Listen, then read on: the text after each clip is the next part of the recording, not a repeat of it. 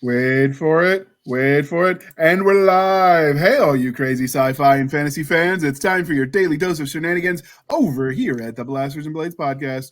Just a couple of nerdy veterans geeking out over our science fiction passions and fantastical fantasies. A place where magic is king, the sky is the limit, and space is the place. We are the podcast that puts the fun in dysfunction. So without further ado, I'm going to go in alphabetical order because I can still do the alphabet. Take that.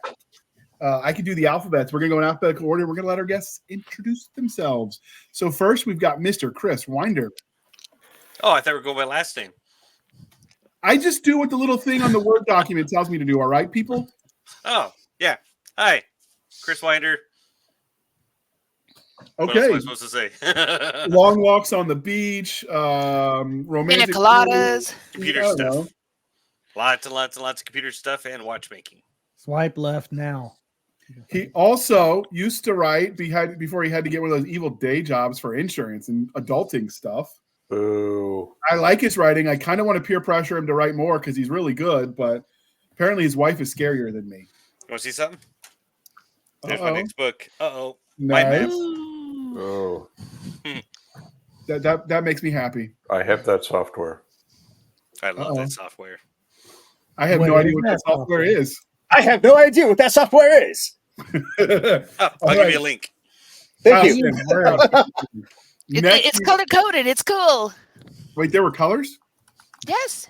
Yes, for people that can't see color, you degenerate. Are you guys messing with me? I never know if that stuff's real. Red and green. Okay. For people not built like a 1955 television. Or a German Shepherd. Yeah. I got one of those. Can't confirm. Next, we have Mr. David Handley. Can you introduce yourself to our listeners and viewers, please?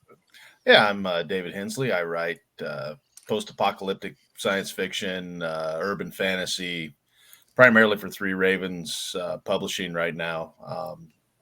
Other than that, I'm a professional hole digger in my day job until I can sell enough books to stop doing that. Hole digging is important. Someone's got to do it. All right, next, but certainly not least, we have the mini personalities of Miss Jenna S. Brown. Hi, guys. I'm Janet S. Brown, also Jenna Ray. Jenna Ray is where I write science fiction, fantasy, urban fantasy, and all things speculative. And Jenna is where I write nonfiction. And then there's other names we don't talk about here because it's all that squishy romantic stuff. So, but happy to be back. We're going to talk robots. I love robots. So for the record, it's not that we don't like the squishy romantic side. We just can't admit we like it because then they might question our soul or something. I don't know. I can. Romance is necessary everywhere. This is going to be awkward then. All right, next we have Mr. Michael LaVoice. Hey, Michael LaVoice, primarily writes sci-fi. I've got a series out now called Galaxy's Most Wanted, and it's doing okay. Working on a new series to hopefully launch after that one finishes, and having a lot of fun doing it. My day job is at St. Jude Children's Research Hospital. I'm not a scientist. Don't ask me sciencey questions. I don't know. Okay. I call long-term cancer patients over the phone and ask them inordinately personal questions. That's my job. So it's a lot of fun. Some of those folks are really amazing to talk to, and they will tell you their story if you sit still long enough to hear it. They will. And they're all amazing. So, yep, that's what I do.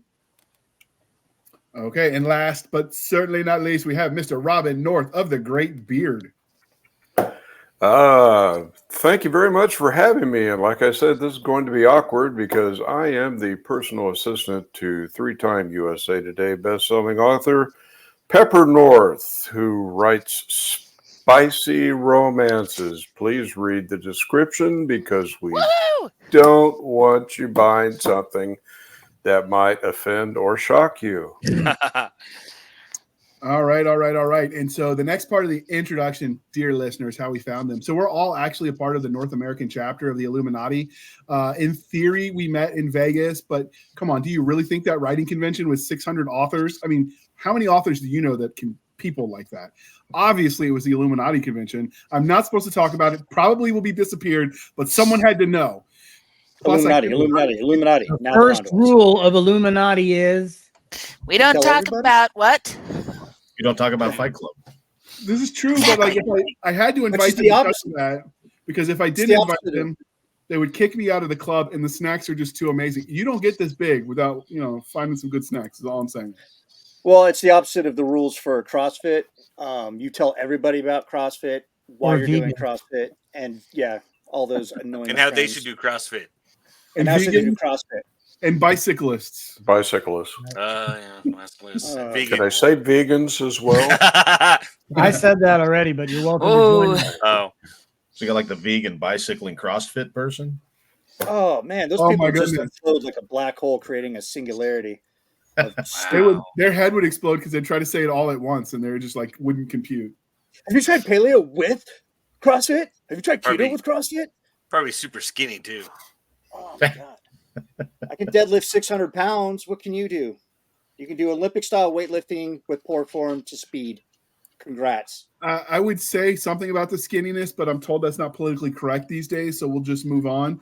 And yeah. So, calorie deficient. Those are the people we call them. Sure. That was not what came to mind, but we're going to just move on. And so, Robin, this is your first time on the show, so you get to answer the religion questions. Are you ready for this? Pardon me? Are you ready for this? Sure. Why not? All right. Star Wars, Star Trek, or Firefly? Answer carefully. The council is watching. Well, I dearly love Firefly, but I guess I'm going to say Star Wars because I have the shirt. Oh, yes. It's fair. That's a valid reason. All right. So next we've got, because we are polytheistic, Game of Thrones, The Wheel of Time, or Chronicles of Narnia? Narnia. Excellent answer. It's a little trippy. I'm not convinced that Lewis wasn't on some shrooms or something when he wrote that. But excellent. I would agree. Yeah. I mean, they do say sobriety killed rock and roll. So with that, we've got one more for you, Robin. This is the most important one. Are you ready? Sure. All right. Because we are civilized human beings here and we are no longer knuckle-dragging troglodytes, coffee or tea, and how do you take it? Coffee, black. Like your soul. Exactly. All right, Winder, this is your chance because you've answered the other two. You've been on the show for like 2.5 seasons as my co-host. Stupid real job. So coffee or tea, and how do you take it? Coffee, but only half a cup because the other half is full of cream and sugar. That is the most excellent answer, sir. You make your own cream, or do you buy it store-bought? Answer carefully. Do I make my own cream? Is that what you asked? Answer carefully. Whoa. I asked the Marine this. I don't have cows. I don't have goats. I buy it from the store. You have cats? No, I actually make my own creamer. Yes. I add half and half condensed milk and then flavoring, and I heat it together until it blends. And it's the same thing as like an International Delight, but it's healthier because it's real. It's probably healthier. It's got none of the additives. Slightly higher on the calories, but it's good calories. So never thought about it. Just straight heavy cream and honey. That fixes I was told that's a good way to do it too because it's good. It's supposed to be good for you. I know some people that will mix heavy cream and a few eggs in there, and they stir that to get their creamer. Yeah, I don't know if I've ever been scrambled. Yeah, I worry about that. Heavy cream and honey, I could do. Eggs? Yeah. So I worked as a barista to pay for graduate school, and so I've seen what's at the bottom of the cup when you steam the eggnog. No, sir. Oh, no, stop. Yeah. Can we offer you a variety of cheeses? For those not watching and are listening, that's what's scrolling at the bottom of the bar. We don't ask questions when Nick has control of the scroll bar. We move on. I usually have a banner for about everything, but making my own cream, I had nothing, and I blame myself. That's nothing. Now you know. It just wasn't. Don't let it happen again. I didn't anticipate that on this fine, wholesome programming that we It's did. a low-hanging curveball, man. I mean, the way I worded it poorly, that question could have gone so far off the deep end that Robin's romance writing wife would have been blushing. But luckily, you guys were all not too likely. You saved me from myself, so I appreciate that. So, All right. So we are here today, dear listeners, dear viewers, to talk about all things robotic. So first, I'm going to read you what Wikipedia or the New York Times article that Wikipedia quoted says a robot is. Are you guys ready? Got to try to sound Lay it on me, big man. science, people. A robot is a machine, especially one programmable by a computer, capable of carrying out complex series of actions automatically. A robot can be guided by external control device, or the control may be embedded within. Robots may be constructed to evoke human form, but most robots are task-performing machines designed with an emphasis on stark functionality rather than expressive aesthetics. First off, clearly boring. Sci-fi does robots way better. Oh yeah. But does everyone Cyberdyne Systems Model 101. Yeah, or robot RD model, if you like Lost in Space. Yep. But so does everyone agree? Actually, excuse me, robot model B9, not RD. I messed it up. I was mixing R2D2 and robot from Lost in Space. I beg your apologies, dear listener. I messed that one up. But there's I know they're going to take away my host card. You get the lightsaber next time, bud. Yeah. Ooh, harsh. Does everyone agree with the basic genre or the basic description of a robot before we move on? Sure, Yeah. why not? And confirm. Anyone want to add anything to what makes a robot a robot? Oh, I just had a very displeasant thought. I'm not going to say on the air. No, I It think has to be able to that's make 60 gallons of whiskey. Oh, Roby the Robot. So have you seen what was his show he was in? I'm drawing a blank. Forbidden Planet? Forbidden Planet. There we go. Yep. That is the standard by which all robots should be judged. It's a How much booze you can make. You should watch it, but the cook in the show it was before Star Wars, I believe. It's a good one. Long. Yeah, Long it's before. And the cook asked the robot could make anything to make him booze, thinking he'd get a gallon or two, not 66. I got a question though. which that's undershooting, really. Go ahead. Well, my question is, since the first use of the word robot was done in a play in 1920 that was first performed in Czechoslovakia, that was the first use of the word robot. So do mechanized humanoid automatons that showed up in fiction and film prior to that count as robots? They're mechanized and performing autonomously. I would say so. I've seen on the Wikipedia explanation, if you go into it, they're counting some of the Japanese and Chinese clocks that were automated that would have the thing come out and dance a preset routine as a robot as well. Sure. So that gives us the very first robot appearance in fiction occurring in 1899. Nice. Not bad. Written by Ambrose Bierce, a story called Moxon's Master. And it was also the first robot rebellion story because the automaton the main character created to play chess with lost a game, got mad, and killed his master. Oh, Who hasn't seen that one play out? Right.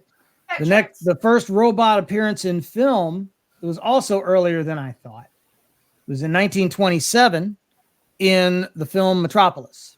That's right. It was a robot called Maria that was used to replace a real girl named Maria, and hilarity ensued. Also, a big inspiration for the design for C-3PO. C-3PO. mm-hmm. I've I heard this call him tale the king of the nerds, and he does all the research to prove it. Nothing wrong with that.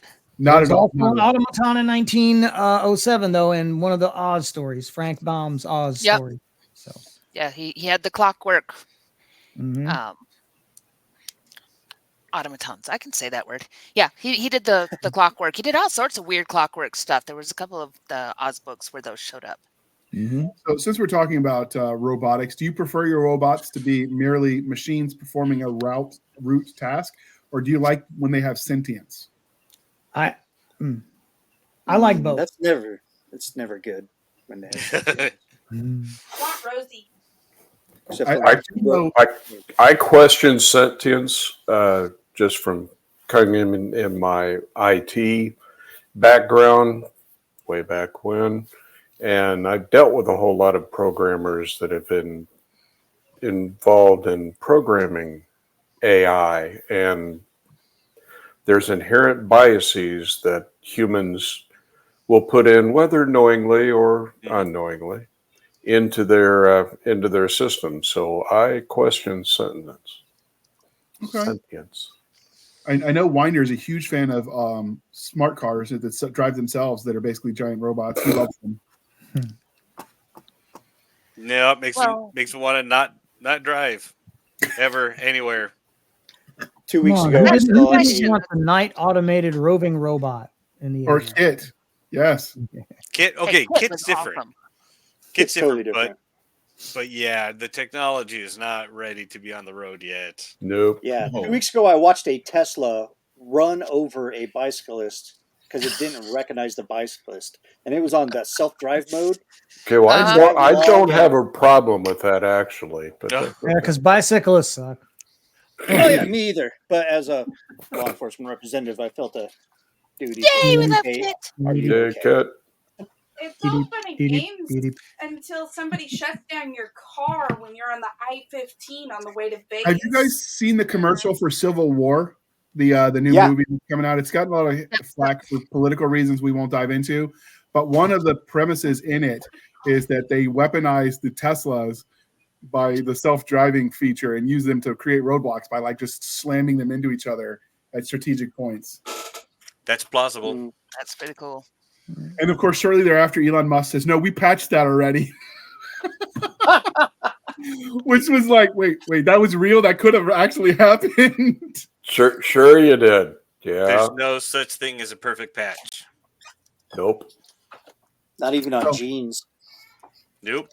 So, Jana, thoughts on your sentience in your robots? Do you want it? Do you hate it? Do you love it? Well, it makes for a good story because otherwise your robot is a thing that somebody else is acting on. They programmed it and so it does something, or it sits in the back and it puts cars together or whatever.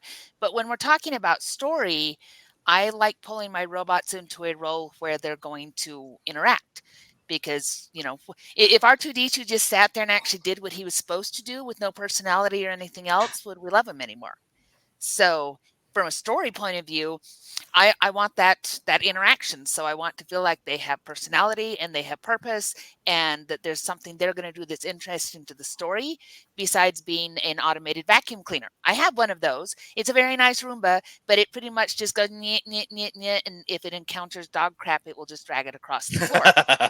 Which only makes a funny story when I'm the one telling it. It's not a great science fiction story except to say don't use the Roomba no more.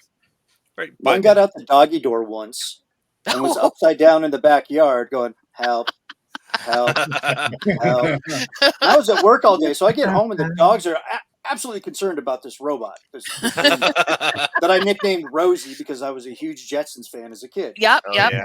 And I had a Rosie sticker on her, you know, and I gave it a gender apparently. I probably misgendered it. I don't know. It's a robot. Problem was you put the sticker right on her sensor. That's why she went out the doggy door. I don't know. Maybe. It's not like I gave her good tires, man. Like she was just supposed to be rolling around this tile floor, and she's just sua sponte out the doggy door. Like I want to go where the dogs play. These are my friends. Just gone. Yeah. It's all fun and Oh, I'm games sorry, until Rosie. they Let me run get you over a back inside turd. where it's warm. You cold machine, you. So, what about you, David? Thoughts on robots? Do you prefer them to be sentient or not? In fiction, I prefer that there's some level of either sentience or enough programming that it can go wrong because, like Janice said, it's a good driver for story. Yeah. For this plot. Robots Gone Wrong is practically its own genre of fiction. But then there's also, Robots Gone Right. Like you get the Baymax in Big Hero 6 or the Iron Giant. Oh. Right. Or, if you go back, into like early sci-fi television programming and Doctor Who with the Daleks and the, God, I can't remember the name of the robot men. The Cyberman. Cyberman. And then Canine. Can't leave out Canine. Yep. And Canine was awesome. Yep. So yeah, I'm kind of a fan of the, either maybe not fully sentient because it's, there's a spectrum there to work with, but I enjoy that in fiction. In real life, I want nothing to do with that. Like they need to be just, like Roombas. They're dumb enough to go out a dog door. Well, it sucks to be them, but they're not going to rise up and take over. We're not getting maximum. But I still say please and thank you. So, what about you, Stabby? you want your robots to be dumb machines, or you want them to be sentient? I know you got to let Nick transfer the volume. I saw iRobot. I saw how that ends. So I even say please and thank you to my Alexa. Like, I get on my kid all the time, like, stop screaming at her. You're going to be the first one. It's going to be our overlord someday. Don't piss it off. Like, stop. First one I've against already the wall. procured a warlord position with them. Like, I'm just over here like, thank you. And she's all, Mrs. Garber, have a wonderful Friday. And I'm like, thank you. Because I'm not going to chance it. I'm not going to chance it. I've You seen may live for Transformers. now. Exactly. It tells the kid to get F. She's nice. She's nice. Let's not hurt her. But the kid, yeah, he's Gotta go. Yeah, the kid's doomed. So I think I prefer not to have too much brains because honestly, like I said, I've seen, AI, I've seen iRobot, I've seen Transformers. I ain't trying to play with these machines that are going to kill us. It's just a matter of time. You see the bots in Japan, and I'm like, y'all are dumb. It's gonna chop something off. Mm-hmm. Some people pay extra for that. They do. Sorry, I Passport. could not. Nick has ruined me. That joke always comes up. Cost double in Thailand. No, it's Nick's fault. Yeah, it's always Nick's fault. Yeah, where's the banner? Where is it? All right, now that we've transferred the sound back, Nick, thoughts? Do you want your robot sentient or otherwise? Ooh, I don't know. I've seen sentience it could be good and it could be bad. Like look in Star Wars universe, I would assume that most of them are sentient, like 3PO and R2. But IG8. IG8, Mm-hmm. yeah, I messed with him. Except for babysitting mode, he's awesome. But That was IG11. thank you, honey. Thanks for kicking me off another stool in my hierarchy of nerddom. Appreciate that. You married me for a reason. And one for that. Moving No, I right think along. there's a nice middle ground though, where the Yeah. programming is so sophisticated where it mimics sentience, but it's not. It's not completely self-aware. It doesn't know of its own existence or purpose. I don't know. There's fun stories to be had in all those things. Like I use robots as henchmen for some of my more scarier, more powerful villains in my comics. So because they know that they have the ability to create something smarter or more devious than themselves. So they want some form of control. So they give them the illusion of sentience by, in-depth programming. But at the end, they can just kill the switch. Okay. What about you, Winder? Obviously, you love self-driving cars, but aside from that, My limit would be what ChatGPT is right now. Like in real life, that's as smart as they need to get anymore, and it's going to be dangerous. But in stories, I like seeing a variety, everything from a building a building machine that just turns screws, all the way up to a completely sentient AI type thing. That way, it seems special. okay. You show what most of the robots are, then oh wait, we got this one, that kind of thing. Do you like it when the sentience is accidental or when it's intentional by design? I like it better when it's accidental. Because you and I have done both. Yeah. In some of the stories we've written. Okay. So are there any machines you wouldn't want to have full sentience? I'm thinking of the judgment I would get from my coffee pot. Like, really? Again? Are you sure, sir, Mr. Handley? This is your 12th. So what Amateur. machines? Yeah, I know. What machines wouldn't you want to have sentience that might judge you? Military toilets. hardware. Oh, I don't know about a smart That's the toilet. thing. That bidet might get a little hard. Like, oh, my heart is clean now. Thank you. It's a thing. it's a bad thing. Networked toilets. Well, the Japanese toilets, I think, are pretty much there. Those have got, Yeah. hundreds of little buttons and things they'll automatically do. And How many things do you need your toilet to do? I mean, Well, essentially, I you're don't within know. the Handley, but not- sir. Depends on what you're doing in there. Yeah. buddy of mine ended up in a shower in Hong Kong that decided halfway through that it should go into disinfect mode. oh, And Oh. all the lights came off and it starts flashing and telling him to get out because it's going to kill him. It's like, oh gosh, never. Just I don't need it in the shower. I don't think I need a robot of any sort in the bathroom. There's nothing in there that requires That's robotics. acknowledged. Yeah. I've Or been the handling kitchen. all that on my own just fine. I don't need my gas oven ran by a robot like that. That cannot end well. No. No. My phone would kill me. My hands randomly just stop working, and I drop this poor thing more than anything. We should have stock in screen protectors because I have to replace them every couple months. My phone would kill me. You should invent a lanyard for people like you. They Phone have them. lanyard. I won't do it. I have a They have lanyard on my those. phone. A little Yep. 50-50 cord, 550 cord, and some duct tape will do it. Oh yeah, it would. My mother-in-law has one. They Yeah, a whole have spool of that pretty shit. bedazzled ones. Yeah. So Nick bought me this case because it protects my camera too. This is today's accident. Yeah, There's I my had one of camera. those too, and mine popped right off about the Oh, sheesh. 8th or 9th time I dropped it. You broke the shield door? Wow. It's easy to do, man. It's easy to do. You're the worst stormtrooper, and that's saying a lot. So, My phone would kill me. what about you, Robin? Are there any machines you wouldn't want to develop full sentience in your life?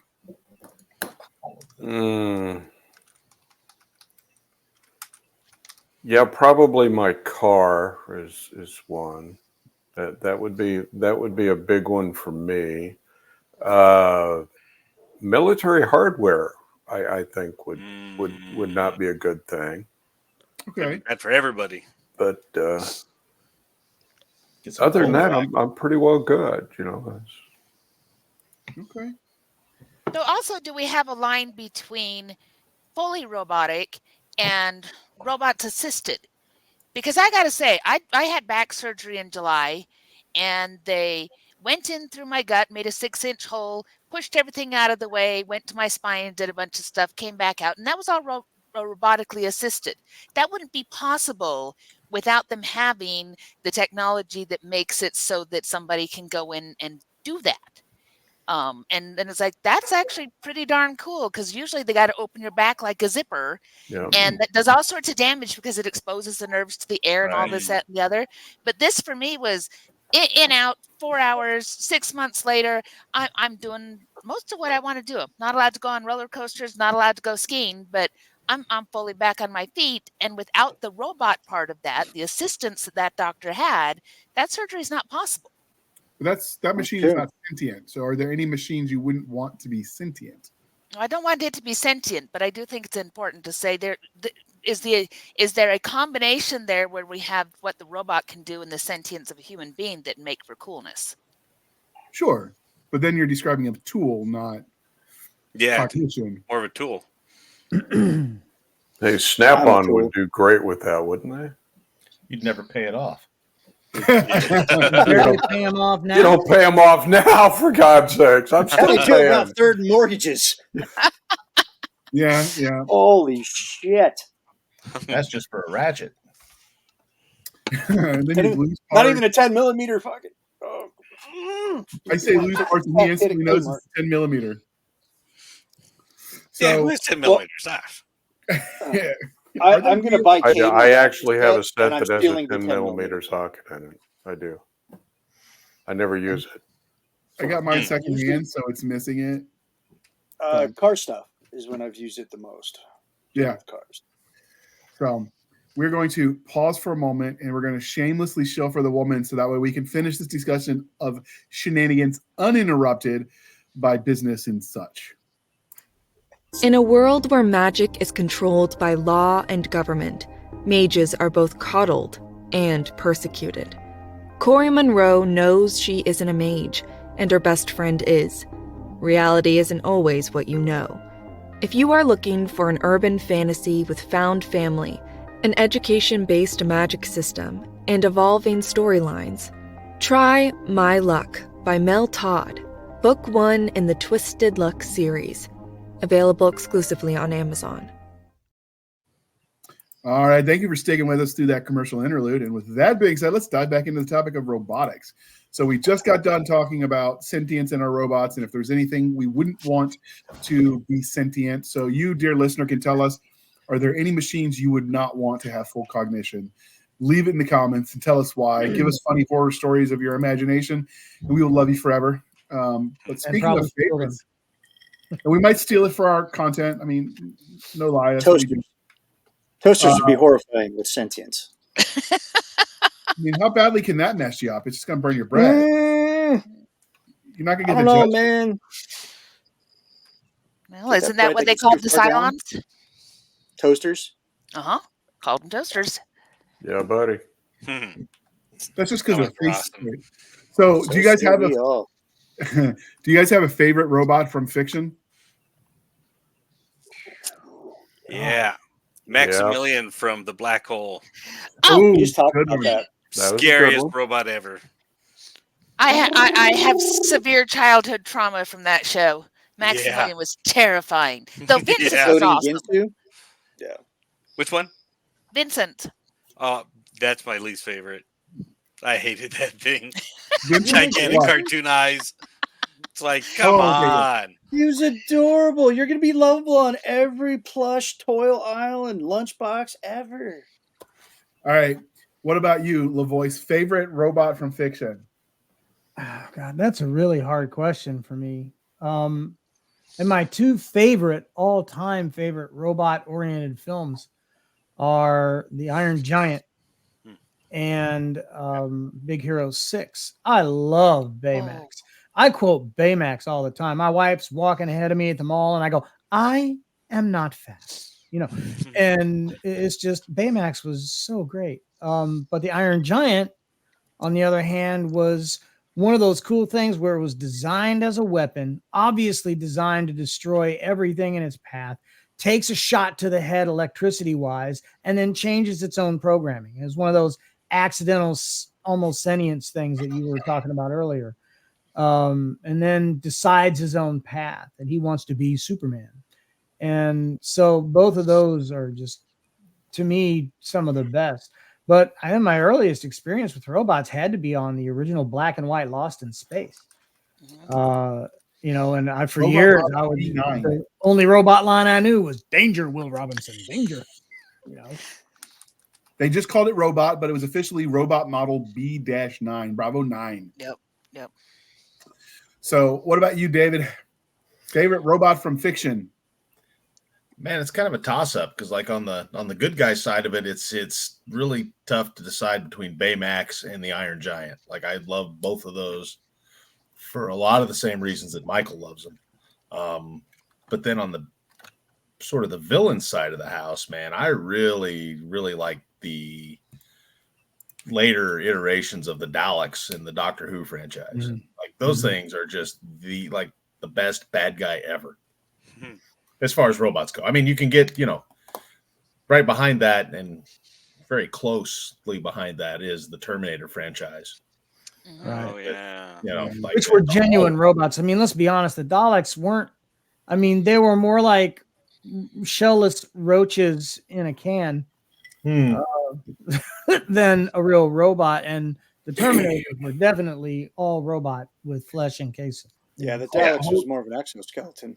Hold that thought. We're going to come back to that. But so Daleks were your favorite. All right. What about you, Jana? Okay.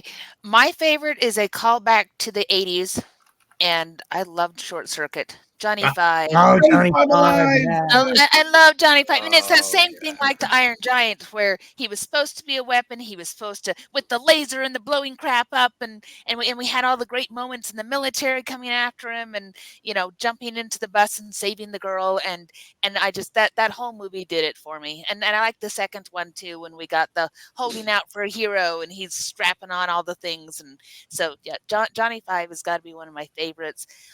Least favorite falls with either with Maximilian or the machines from the Matrix. Had a great freak to Oh, them. Oh, The yeah. idea, You mean the hunter the killers math- that hunt the yes, ships? yes, those the hunter were killers. incredibly creepy. Oh, Yeah. well, and the math doesn't work out on making humans into batteries, but the idea there of this is what we're going to do with people.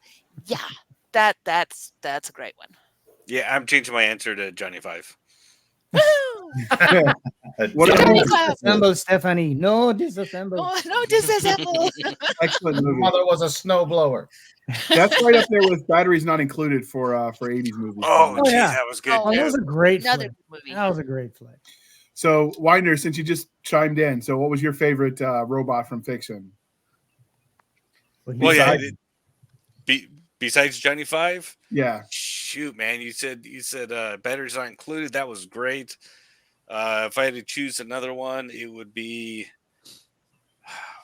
and y'all just said it too, the robot from the Jetsons, Rosie. Oh, Rosie. Yeah. Rosie. Yeah, because she had a cool attitude and lots of emotion, lots of fine. She was bossy. Yeah, Sassy. she was fun. Seemed like Yeah. she'd be fun to be around in real life. Okay. What about you, Robin? You got a favorite from fiction? Well, I used to own a video store back in the 80s. And I guess my favorite would have to be Priss from Blade Runner. Oh, Okay. Most All right. most definitely. A pleasure unit / infiltration Oh, all right. unit.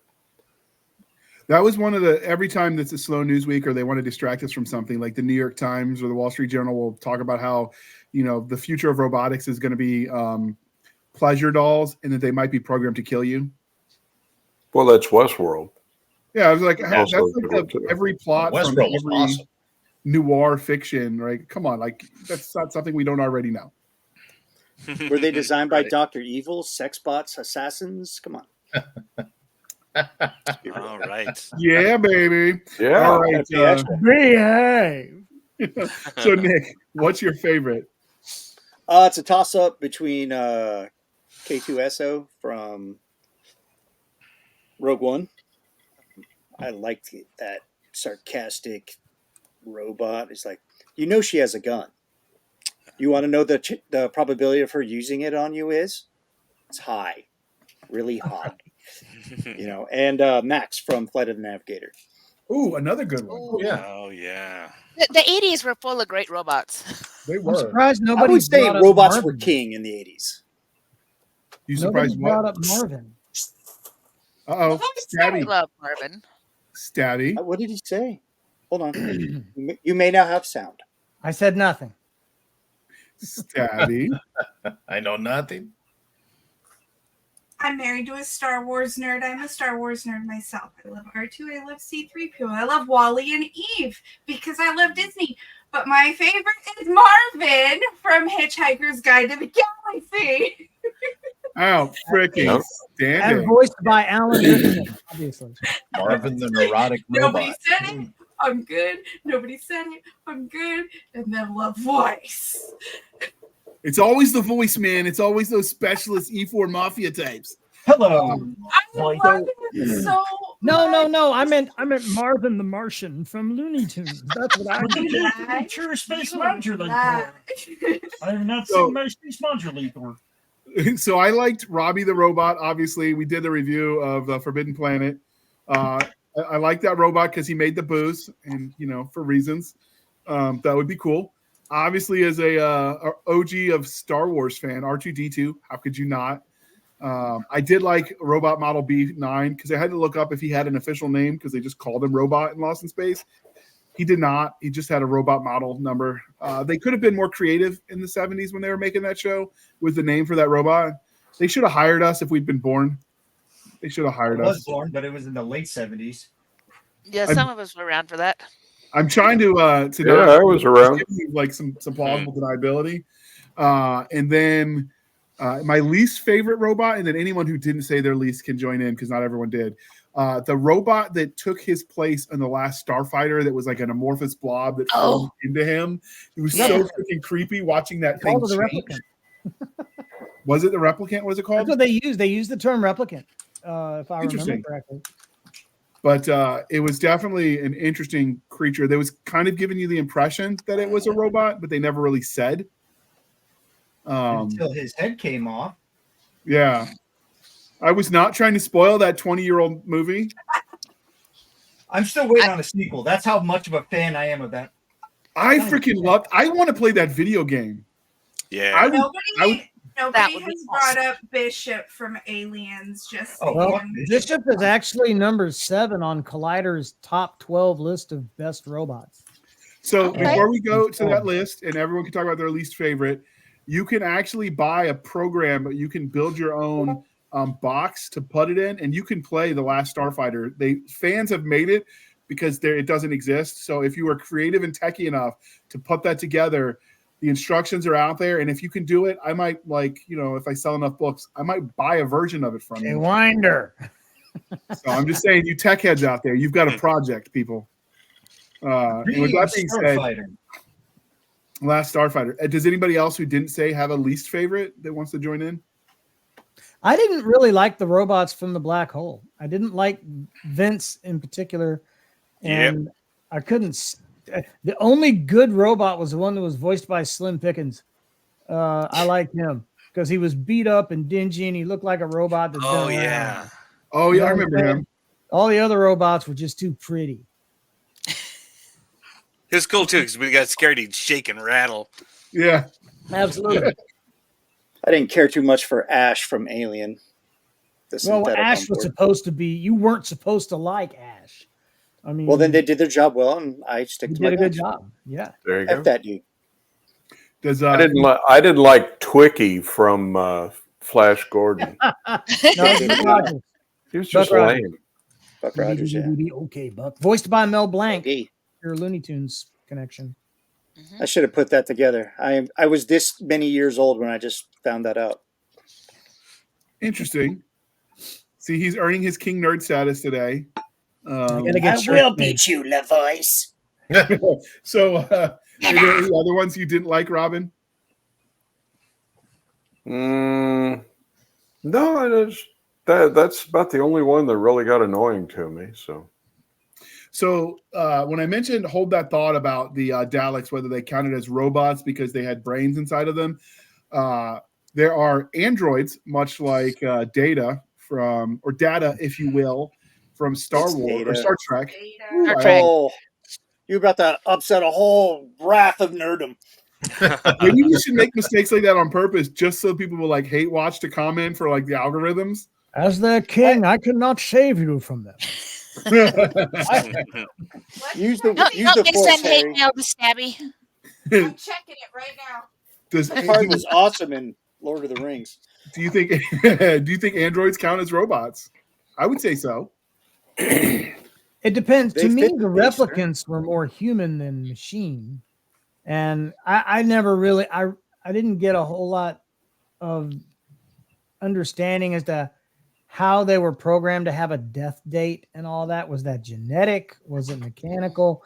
But the androids in Alien and Aliens were clearly mechanical with flesh-like features and that white goopy blood looking stuff and a skeletal system, a circulatory system. I think they even breathed when they wanted to. So to me, they were truly androids in that sense, but not humanoid. They looked humanoid, but they weren't biological. They were all mechanical or some form of synthetic. Yeah, androids are all robots, really advanced robots. Cyborgs have a human component. Like that was the next question. Are cyborgs Yeah, where's robots? the difference? yeah, No. Well, a it depends Dalek on would the be a cyborg. cyborg. Yeah, Yeah, cyborgs so, are kind of their own thing, I think. Yeah, they're Yeah, their they own are. class. I mean, in Galaxy's Most Wanted, I have, well, amongst several thousand different types of robots that work on ships and repair stuff. There's 2 different types of AI. One that is strictly code based, that is sentient, and one that is what we call a hybrid AI, which is a sentient being's central nervous system, brain, and all that melded with cybernetic instrumentation and augmentation. That is then, Yeah. used to run a starship. So to me, those are 2 different animals. That's So like would what you Chris consider- Ferracchio does with the Sun Eater series. They've got computers that are entirely organic based. Like they're not made out of mechanical machines. They're made out of biological machines. So would you consider like Inspector Gadget and the Borg to be cyborgs or robots? The Borgs are cyborgs. Inspector Gadget is a cyborg. Mm-hmm.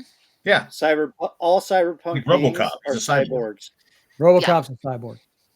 RoboCop. They decided to go with total body prosthesis. Now Hold wait on. a minute. But RoboCop died, so it was just a flesh. It was no longer sentient. It wasn't Flatline, they still anymore. use his brain for processing power. Can you imagine dying and next day they still bring you into work? I would be pissed. Oh gosh, it'd suck. You don't get any I'd sick days, be bro. pissed. Okay, but That's the Bobiverse. and his brain No, is still it had being a used. human digestive system. RoboCop Yes, it did. That's why But you had to eat the baby food. but he's still a machine. The fact that it's a machine that's organic doesn't make it. Art machine, all cop. Remember the tagline? Yes, And it was but also is his the brain. machine a robot or is the machine a cyborg? I would argue, since there is no cognition, the body is just a fleshy vessel, that he is a robot. But his Oh, brain JR, had cognition at the end. JR, look at it this way, man. We are a brain. We're not a body. We're not a person. We're not any of this stuff. We are a brain that is in a flesh mech suit.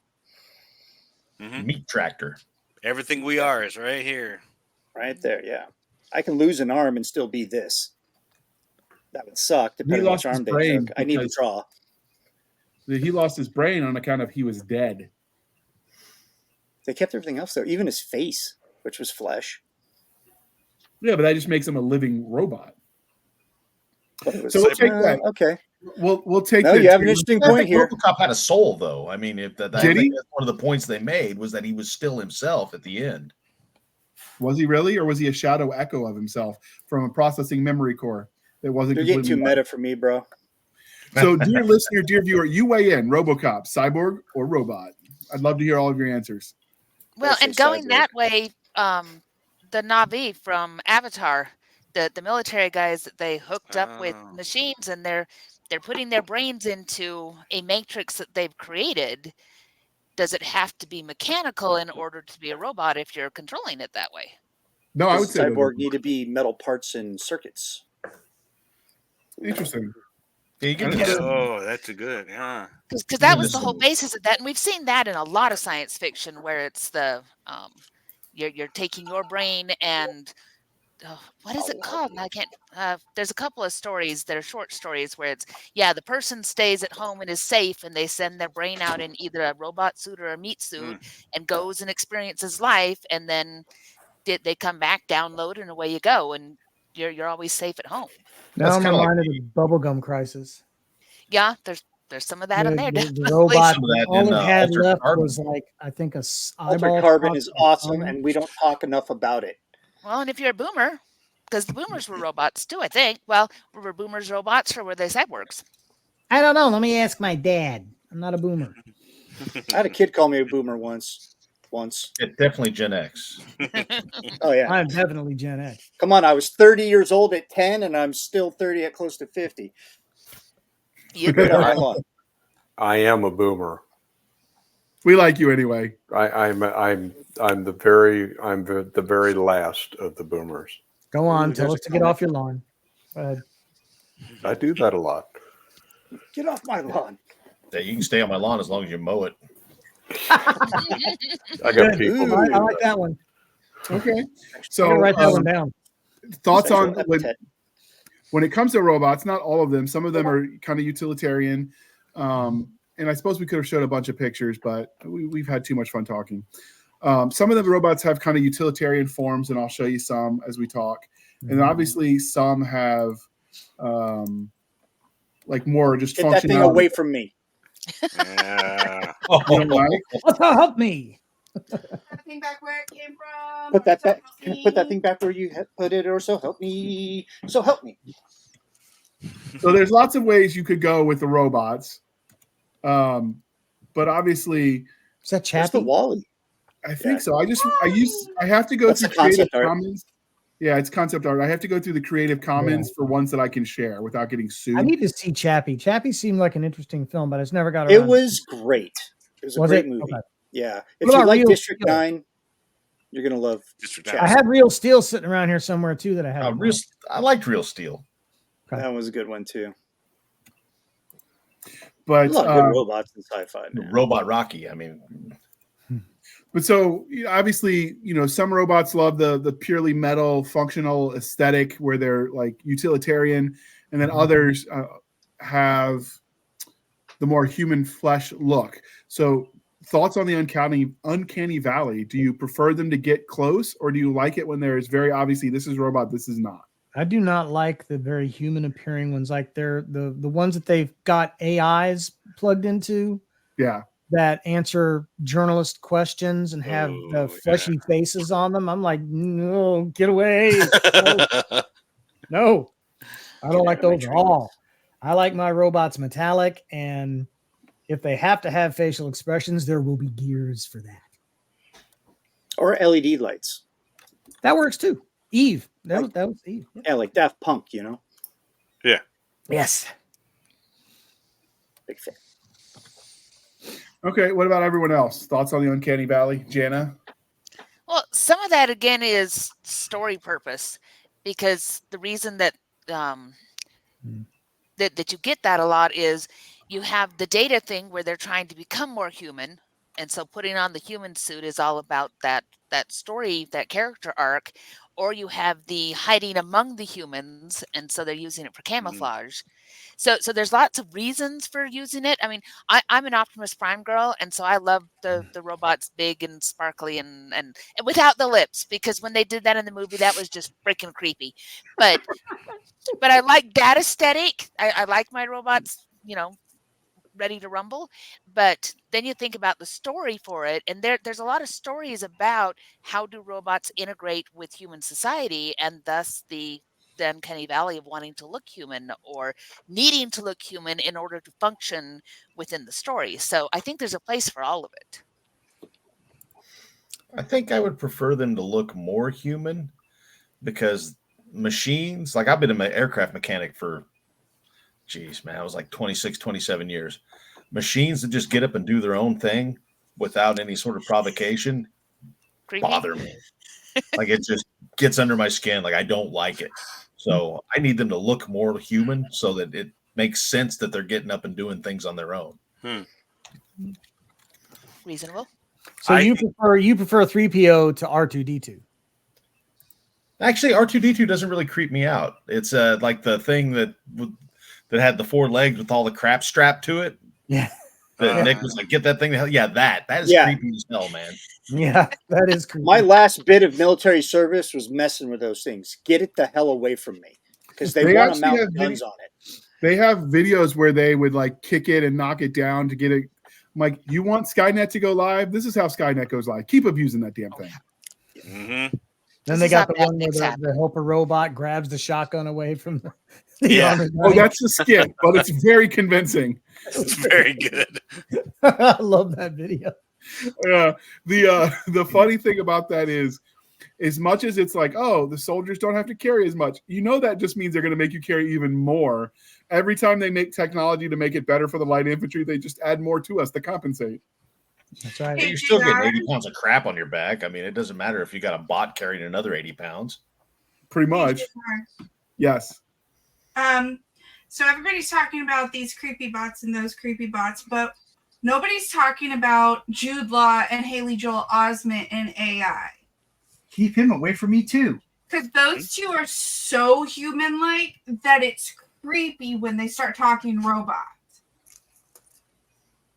Okay. They creep me out more than anybody else. They were the creepiest, I think, because they were so human-esque.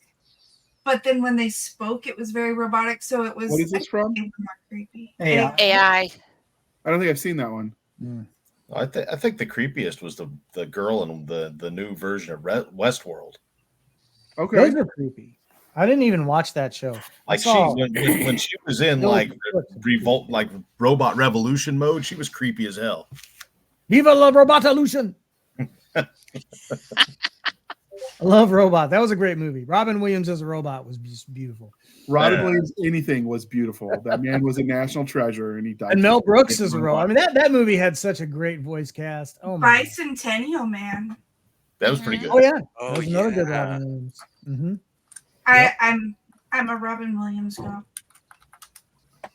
Oh, Captain. He was a robot in that one. Oh, Captain. Forgot about that. And the funny thing is he actually, him and Bicentennial Man comes up on the list of the worst robots in movies, which I don't agree with. I think he did a very good job. No, but I don't agree with that either. No. yeah, he came up on the list of some of the worst robots in that movie. I mean, the movie itself, but his performance was just brilliant. Oh yeah, Robin But a Williams. lot of his performances, which were brilliant, were in largely unsung films. I mean, let's be honest, The World According to Garp was not going to, ring anybody's particular bell, but his performance in that was amazing. 1 hour photo. 1 hour photo. Oh, yeah. Oh, yeah, that was dark. None of us knew Robin Williams could do that. No, that made it even worse. Shocking. His transformation into a psycho, it was just shocking. I was couldn't sleep for a while. He had amazing range as an actor. So we've talked about looks with the Uncanny Valley, but what about personality? Do you want your robots to act robotic like Stabby was talking about, which made it more uncanny, or do you prefer them to try to emulate humans in behavior, in emotions, etc.? There's one robot in particular in my book series that's out now called, he just has a number. All the robots on one of the ships, they just have numbers, and he's number 2814. No idea where I came up with that. Anyway, he gets a voice box in book 2 and immediately downloads a bunch of cartoons and starts talking like cartoons in just about every scene that he's in. But he also starts developing a personality, and the main AI that runs the ship wants to wipe him because he's obviously malfunctioning, and the main character won't let him. He says, no, I like him. He's kind of cute. And he just gets weirder and weirder as the series goes on, developing more quirks. So in that respect, I like robots to have happy little programming accidents. Like R2-D2 was listed by 3PO as an eccentric R2 unit because he's been around so long and he hasn't had his memory erased in forever. So that was his recommended solution to fixing R2's issues. But Luke was like, no, I kind of like him. He's kind of cute. We'll keep him like this. And then, of course, he ends up being the key to everything eventually. I think it really depends on the function and how they're interacting with humans as to what they look like or what they sound like or anything like that. When you think about, say, a function of nursing or healthcare, in along those lines, when you're dealing with a senior population, which I live in the largest senior community in the United States, possibly the world. Congress? In Congress? Yes. Oh, We're more particular than that. Welcome Anyway, when you're dealing with a shortage such as nursing and things like that, and you're dealing with an older population, you want to have that familiarity of human contact, but you just don't have the humans to put in there to do that. So I can see where they're kind of going towards that direction. And I think that might be a little bit more helpful and easier to make the transition for people to interact with their caregivers, to have something like that. Well, I think it also depends on your generation, right? Like my kid, like for example, my daughter has never lived in a world that didn't have the internet and smartphones. Or she doesn't remember. I mean, she was born in 2000. She doesn't remember the world without the internet or smartphones. There's going to come a time where there's going to be kids that don't remember a world without robots that look an awful lot like us. True. If we get that far down the road. And so the uncanny valley for them is going to be very different than it is for us. And so I think, like me, machines that look like people doing people stuff, that's fine with me. But machines that look like machines doing people stuff creep me out. There's going to come a time where that's just commonplace.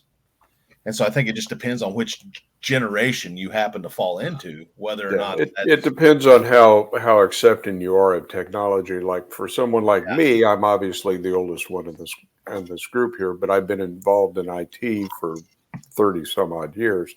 So to me, it's a fairly easy transition. I'm hoping that I have a robot that takes care of me when I get really old and can't do it anymore, or self-driving cars that can drive me around without killing me and blowing up, those types of things. And so that's what I'm really hoping for, but I don't know that a lot of my neighbors are in that same vein.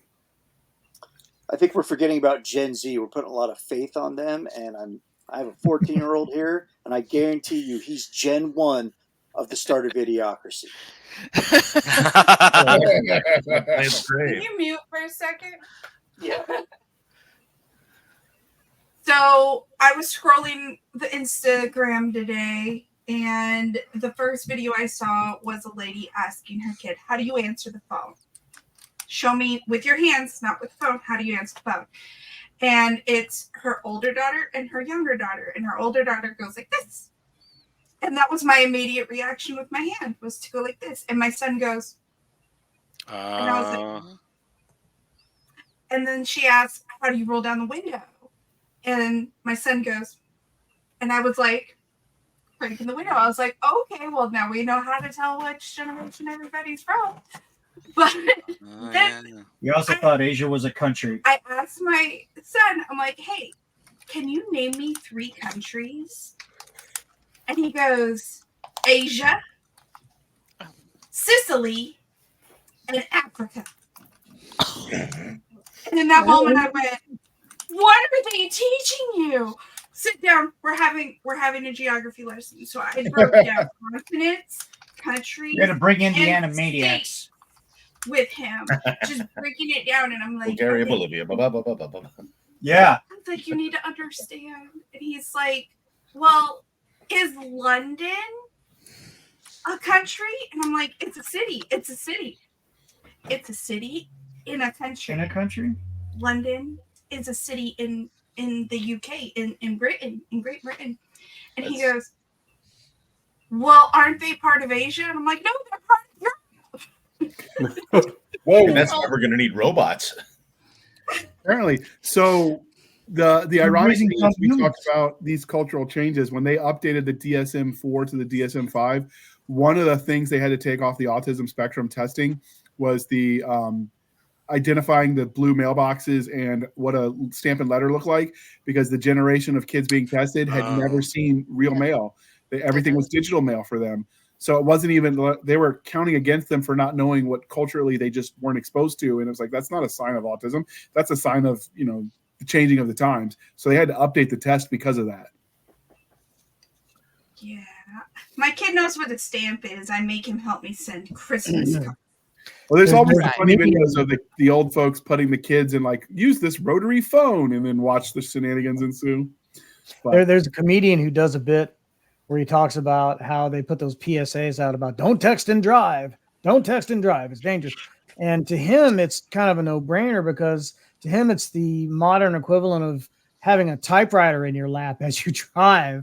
And he starts mimicking this typewriter and slapping the cylinder back across the way. And he goes, there's kids in the front row going, why is he smacking his cell phone? Fine. Yeah. So yeah, that's a real thing, man. That cultural divide over techno whiz kids and people that like me that grew up initially without computers, and then we had computers, and now we've got these things. Yeah. You know, So for every teacher in math class that told us we'd never have calculators with us everywhere, so we had to memorize, like, take that, old lady. Gosh, Yeah. yeah. So the funny thing is the idea of if you grow up with it, it changes.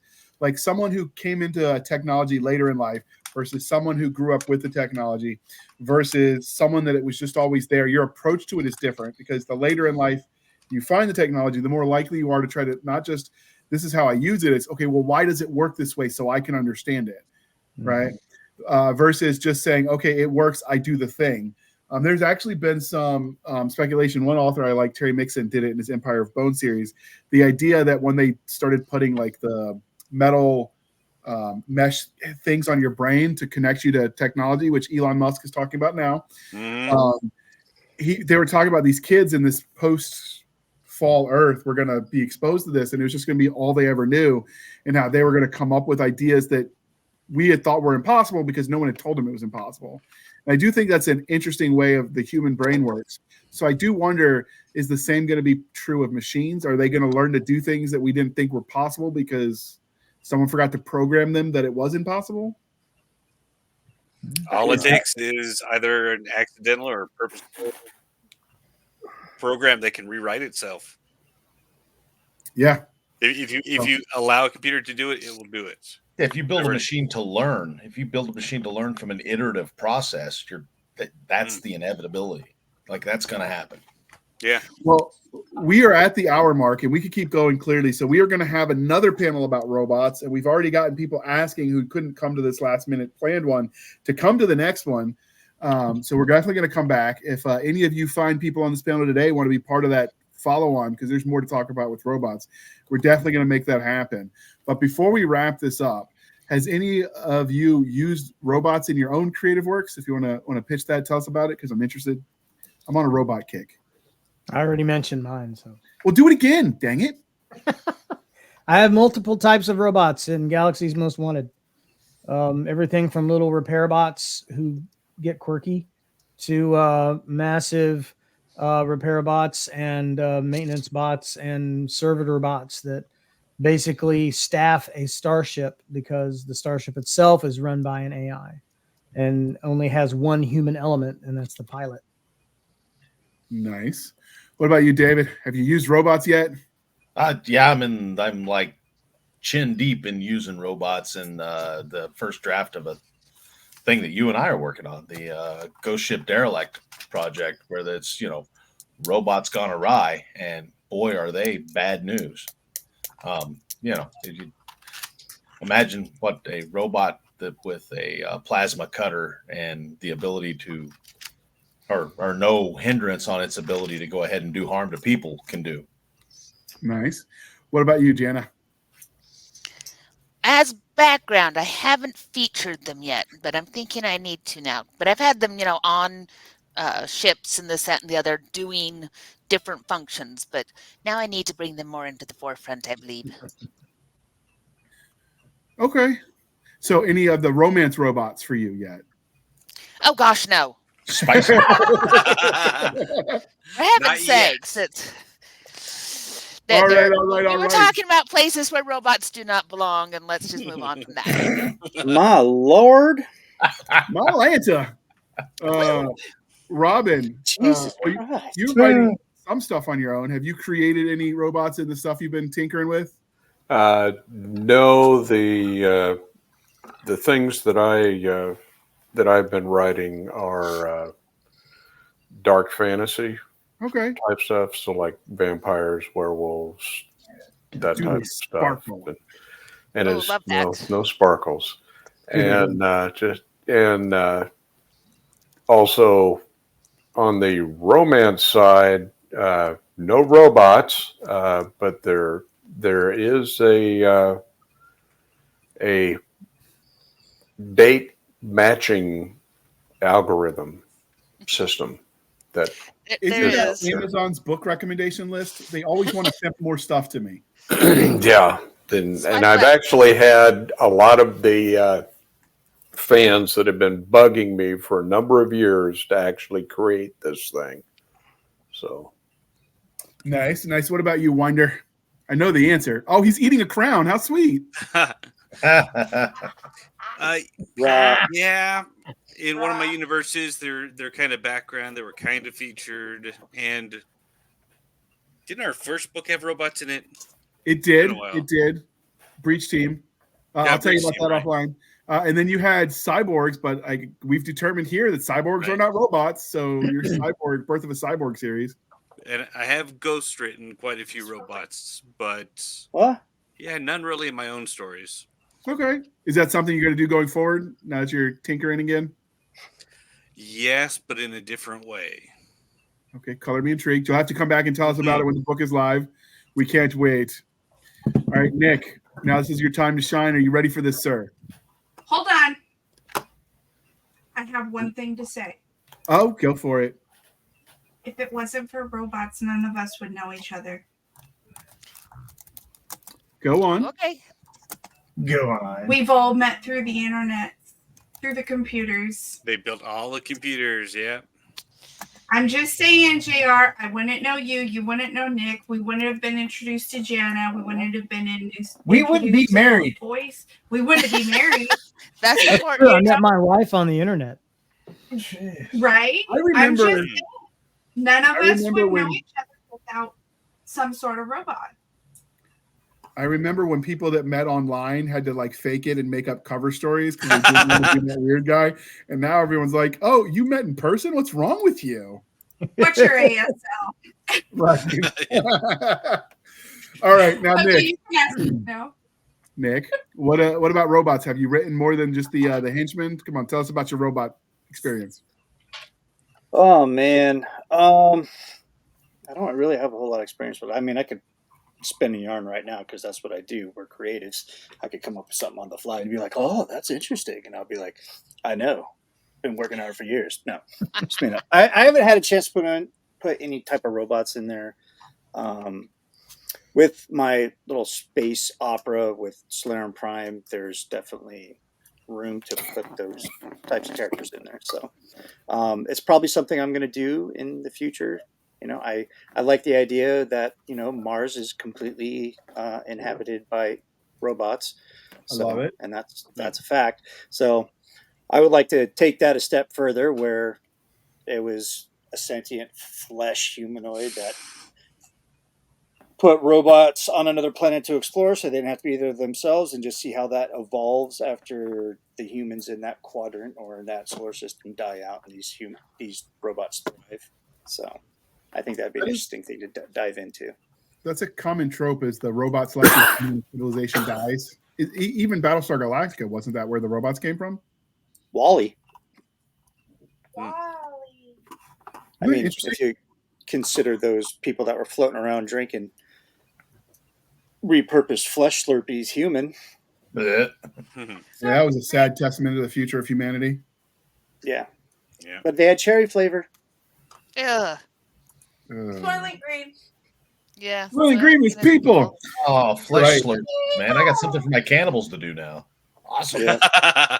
and now there's a product like that because I see Little bit of eyes, Facebook just a ads little for it bit all of the time. flesh.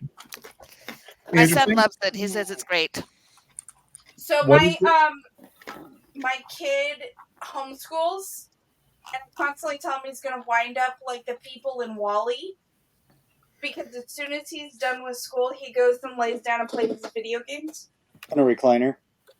And I constantly tell me you're gonna be like the people in Wall-E. I'm taking the Recliner coach for recliners. I ride in a recliner. What? Get an airsoft pistol and just light him up. He'll get out of that thing quick. I have an air horn that I have a lot of fun with him because he gets so zoned in on the game.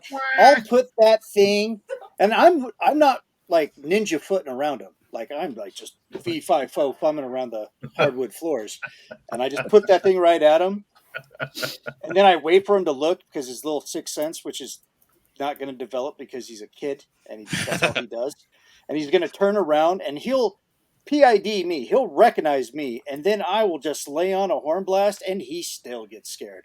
It's my favorite thing to do 3 times a week. I write it in my journal. Hold on. That's So- delightful. I'm going to be the first 9 sessions of his therapy as an adult. Hold on. So I asked him, and I'm like, dude, do you really want to wind up like those people in Wall-E? His cup's getting bigger, too, to put more shit in. Straw. Hold on. Let me finish. So I asked him, I'm like, I know PE is part of your curriculum. What are you doing for PE? What are you putting in that PE log? Finger rotations. No, the teacher says my chores count as PE. Not the way he does them. So doing dishes, laundry, Not the way he does it. cleaning his room, it's all considered PE now. His nickname is Half-Ass geez. for a reason. So if you want to know where the world is going, Wow. I weep for the future. I hope I'm not here to see it. That's it. 0530, first call tomorrow with the air horn. All right. Or So close that door first. as we wrap, Parenting tips with Nick and Stabby. New feature on the podcast. they do. That would be a Do you fun need insurance for the CPS visits? Like you got to insure yourselves. And Why do I need insurance? I got a shotgun. Oh, the CPS lady likes me. Nobody comes up to the front door where there's a shotgun exposed. Wrong door. Sorry, sir. Bye-bye. Bring more of you. You better have level 3 armor. No. Our bad. Jehovah's Witnesses used to come by till I met him at the door with a butcher knife and a robe. You wore a robe? Yeah, was you naked wore a with white robe? coat of Like, oil. like a dark monk robe. Yeah, like Oh, naked with a and a cleaver. sacrificial Really goes dagger? ahead and drives yeah, them away. and I called back over my shoulder, "Oh, boys, the sacrifice is here." You know, so. That's very voice. I have a story to tell you. it's very John Hurt right there. Ah, All right. Well, we're gonna wrap this up before we lose that family-friendly rating because I have a feeling that's where this is We going. lost that 25 minutes ago. Just Yeah. throw it out. Edit that Wonder, one. as soon How as the could- word "love doll" left somebody's lips, it was over. I'm sure some of you guys can read Started minds. that, JR. I Spicy blame robot. Stabby because I can mute her real quick. Winder, how can they find you on the wild? Oh, she's got her knife out. How can they find you online? They can find me on Facebook or get my Amazon author page. Which will be linked to in the show notes. LaVoice, how can they find you on the wild Oh, she stabbed him. She stabbed him. Oh, this is just entertaining. We're gonna let them go for a few seconds. Let's watch the. There we go. Do it again for science. And Stabby comes across with a quick shot to the ribs. All right, LaVoice, how can they find you? They can find me at my website, which is michaellavoice.com, which, by the way, now has links to all my appearances on the show. And they can also find me on my Amazon author page. I also have been known to creep around Facebook and Twitter. Twixer, Whatever I it guess. Twitter and X, Twix. I don't know. I don't know. All right, David, how can they find you on the wild interwebs? You can find me at davidhensleyWrites.com. That's my website. Or you can find me at David Hensley Writes on Facebook. That's the 2 easiest ways to find me. If you just go to the webpage, then you can link to all the socials and the newsletter that I update like once a millennium. Oh, that reminds me. I got to write my newsletter. Thanks. Jana, how can they find you on the wild interwebs? They can bop on over to opalkingdompress.com or find me on Amazon under Jana S. Brown or Jenna Ray. And I'm on Facebook under similar things. If you poke around out there long enough, I'm not hard to find. Okay. And Robin, you offer certain author services. Where could they find those? Well, that would be at mrnorthpa.com. Nice. All right. And speaking of, you can find us, dear listener, on our link tree at linktr.ee, linktree/Blasters and Blades podcast. Again, linktree/Blasters and Blades podcast, where we link to all the things, the BitChutes, the Rumbles, the Twitters, the YouTubes. You can email us, linked there. For serious business inquiries only, we have the Facebook group and the Facebook page.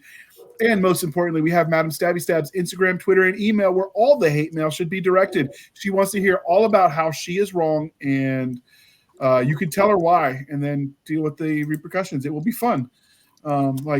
Not haha fun. It will be fun for her, but maybe not for you. But anyway, with that being said, you can also find us on our website at anchor.fm/blasters-and-blades. Again, anchor.fm/blasters-and-blades, where for as little as 99 cents a month, you can help keep the lights on, people. These episodes are not free to produce, so every penny counts. Or you can support the show more directly at buymeacoffee.com/author J.R. Handley. Again, buymeacoffee.com/author J.R. Handley. Be sure to put in the comment section that it's for the podcast, and I promise I will keep my co-hosts duly caffeinated. They will drink until the Java pours out of their eyeballs.